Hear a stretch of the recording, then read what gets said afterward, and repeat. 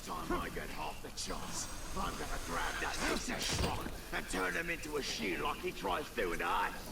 Piece of schrock. Sounds a lot like a piece of shit.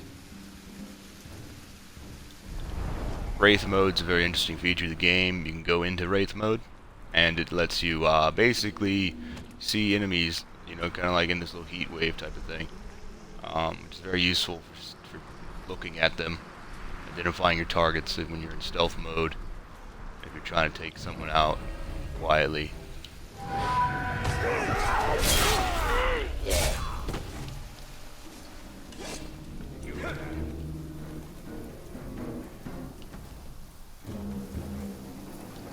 He's dead!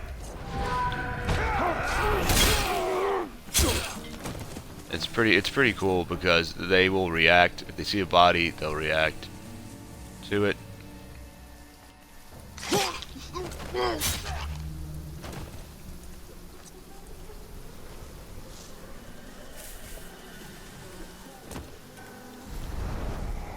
I was as big a pain as Ratbag, they'd drown me in the Sea of Mordor.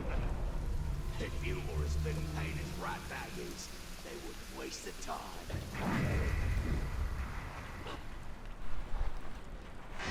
The optional objective is kill 3 Uruks from strike from above. It's a lot like Assassin's Creed. You fall down from the sky, kill people. A lot of the control schemes are very similar to Assassin's Creed, which gives it a very good action-packed kind of gameplay feel, which I'm enjoying. You know what? I'm sick of you going on about how tough you think you are. The action, Still tougher than you. the action-based gameplay is really nice, actually. I'm really liking it. It lets you move around the world pretty quick. The combat's pretty quick.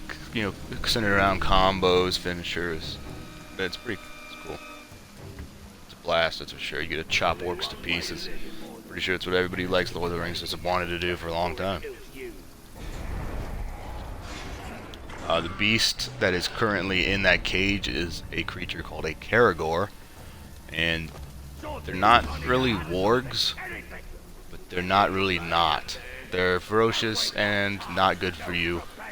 They will attack you and just give you a bad day. But you can ride them, which is a unique feature, after you unlock a certain thing, a certain ability at a point in the game. You can ride them if you drop down them from above. Certain captains and certain orcs are terrified of Caragors and will essentially do anything in their path to avoid them. They'll just flee. What's really weird about this little area over here is it definitely does not look like a very orc-built kind of place. It looks a little more shanty than an orc-built place. I mean, it looks more like a World of Warcraft orcs might have built this or something than Mordor orcs. The woodwork is a little too nice for what I would give credit to the Mordor orcs for building. As you can see here, your elf shot, you don't actually have a bow, even though you have the bow you can upgrade. But really the bow is used by the Wraith. So your arrows are like Wraith arrows, and they're pretty cool. Alright, so I guess somebody's dying somewhere around here. Just choking. There's a red herb, I don't really need one of those right now. I was trying to go ahead and knock out the optional objective due to the deaths from above on these guys.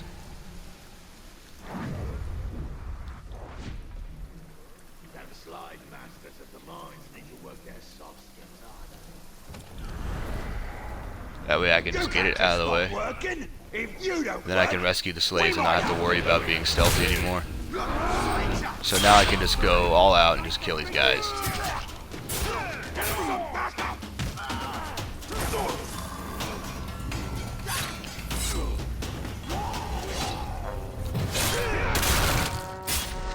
And there's just something quite pleasing about that. Are you really here to save us all? Don't give up. Archers can be a huge threat in this game. Not so much because they're very powerful, but because you won't be able to see them right away. So when you locate them, it's a good idea to just take them and then get rid of them.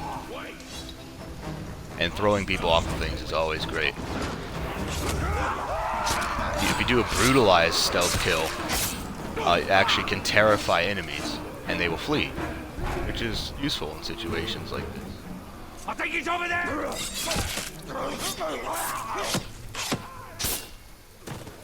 find something else. Looks like I'm nearby an artifact, so I'm going to go ahead and collect that. Locating the collectibles in the game, I would definitely recommend using Wraith mode, because it makes it so much easier to find them, as the Wraith can see hidden things. Like right here, shows you where the artifact is.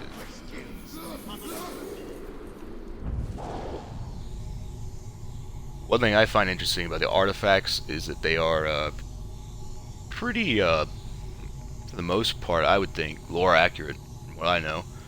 And they're just interesting little tidbits. Interesting little tidbits of lore. And then you find, you can read it, and you gotta find a little memory located on each artifact. My dear Hirgon, I hide outside the camp and pray they do not find me. They are taking anyone they find into slavery. If only you were here. But I know you must fight the Uruks, or there will be no chance any of us will ever be free. I fear I will never see you again, if they find me. I do not know how long I can survive. Your beloved wife, Erin. And you find the memory, and it plays you a little, not really a cut scene, I suppose, but a little blurb. You unlock upgrades as you progress through the game. They are available in tiers. To get to the next tier, you have to have a certain power rating. Your power level has to be over 9,000, obviously. There's a variety of different abilities to choose from.